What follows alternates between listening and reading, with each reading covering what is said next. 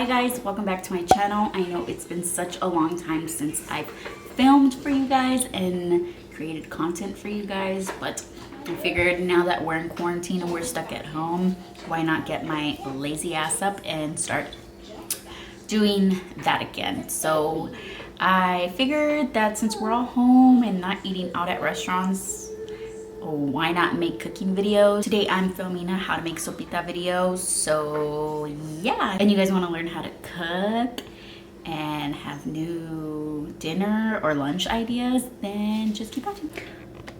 Okay, so this is what you're gonna be needing for your ingredients today for the sopita.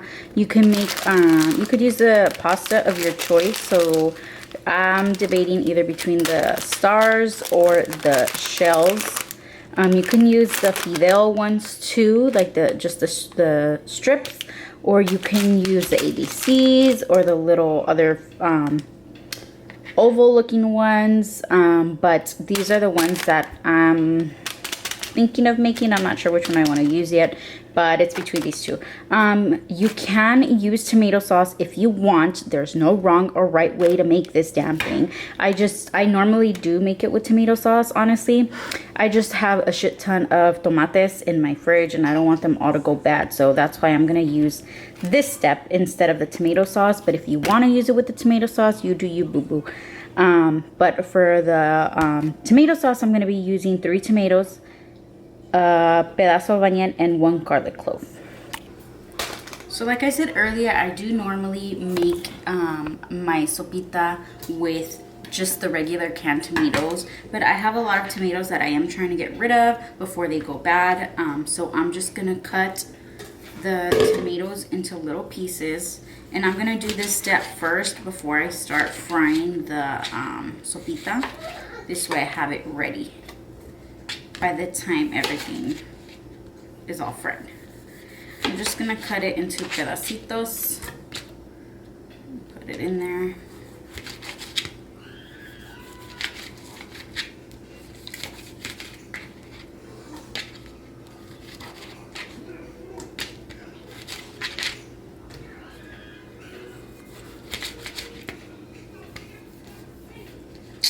These knives suck, I need new knives.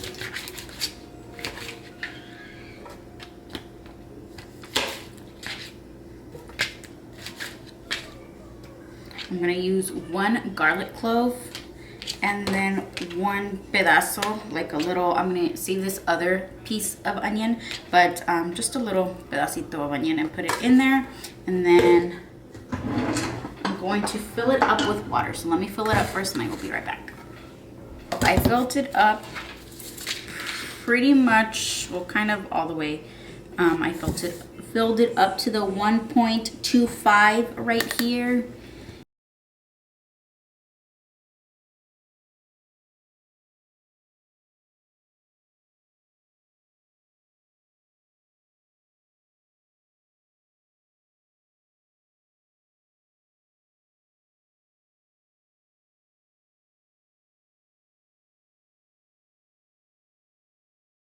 Now the tomato sauce is done. I'm gonna put it to the side until the sopita's fried up, and we will get back to this, okay?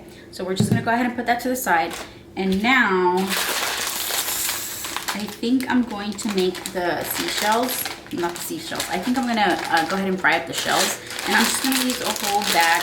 I already have my pot on and it's heated up. So I'm gonna go ahead and add the whole bag.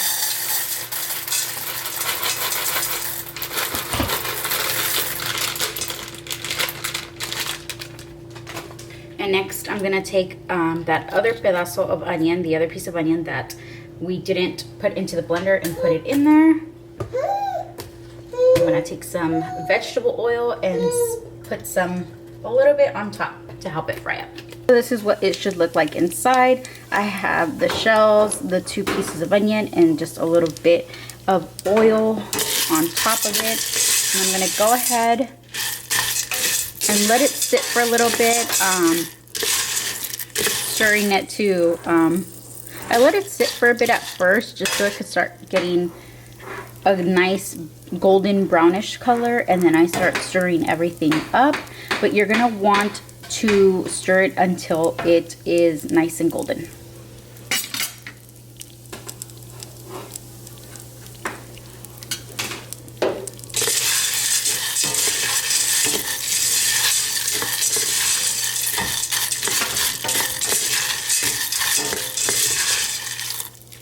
I like to make sure that the onion is like nice and grilled too. Gives it such a good flavor. And I do eat the onions in my sopita. I don't just leave it there for flavor, but I do like to eat the onions as well.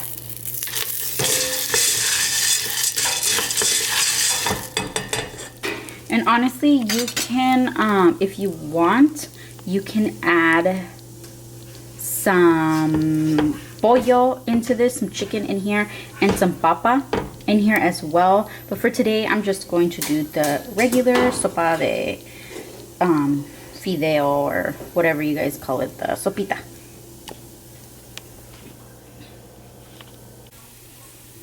Okay, so I kind of burnt my sopita, but I had to, yeah, I was doing something really quick and I kind of burnt it a little bit. But once your sopita gets to this color, you're going to go ahead, put it down a little bit, and you're going to add the tomato sauce that we made earlier. So I'm going to go ahead and put you guys down so you guys can see. Okay, so we're going to go ahead and take the tomato sauce and pour it into the sopa.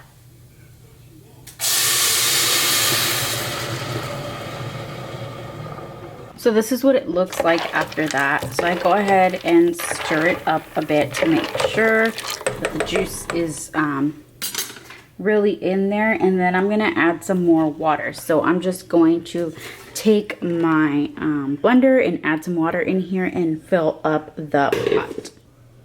So next I'm going to take some of the chicken caldo, the chicken nor flavor, and I'm gonna go ahead and put that in there. And you can put as much as you'd like. It's honestly your preference. So start off with a little bit, and if you think it needs more seasoning, then go ahead and add it. But if you're okay with the little bit that I just put, then I mean, it's on you. It's all preference. So just add it to your liking and just keep tasting it until you think it tastes good. Oh yeah, so mine's gonna need more than that. So at this point, I honestly I don't even use the spoon. I just keep adding and then I mix it. And sometimes I'll let it boil first before I keep adding more. So like, I think that's gonna be good enough. So I'll let it boil first, and if it still needs a little bit more, then I go ahead and add more, but I just don't want to put too much.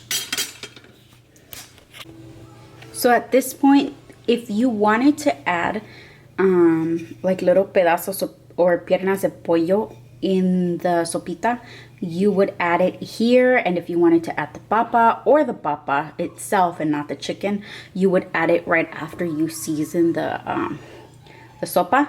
And yeah, after you season in heat, and what we're gonna do now is just let it come to a boil and wait until it's done. So we'll be right back.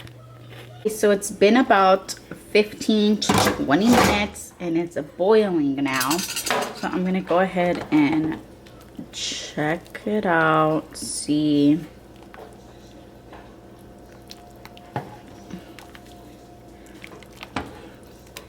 If it's ready, I'm gonna go ahead and try a shell and see if it's soft enough or if it's still pretty hard.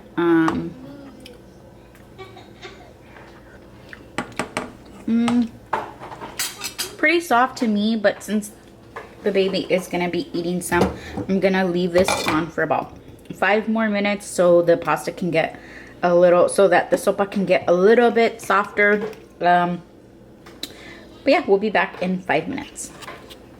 Right, so it's been 5 minutes. So now I'm just gonna go ahead and serve myself in a plato.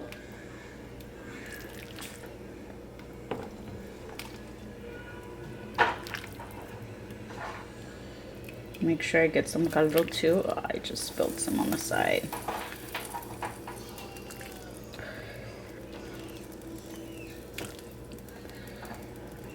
And it's super hot, so just be very careful with that. We're gonna go ahead and move over here. Okay, so the sopita is now done. Look at that, it's nice and hot. You can see the steam coming off from the sopita. Normally I'll just go ahead and add some tapatio, and I love chile, so I add a shit ton of tapatio. If you don't want to add this much, don't add that much, but I add a lot, and that's how I like it. But I know some people like to add mayonesa, some mayonnaise or some crema in here, or some queso fresco. They like to add other things in here as well. I don't personally like to do that, but if you want, you can go ahead and add your mayonesa or your crema in at this time with your tapatio. Sometimes I do like to eat it with some tortillas on the side and a chile serrano on the side and just bite it. But for today, I'm just gonna go ahead and use tapatio. Go ahead and try it out.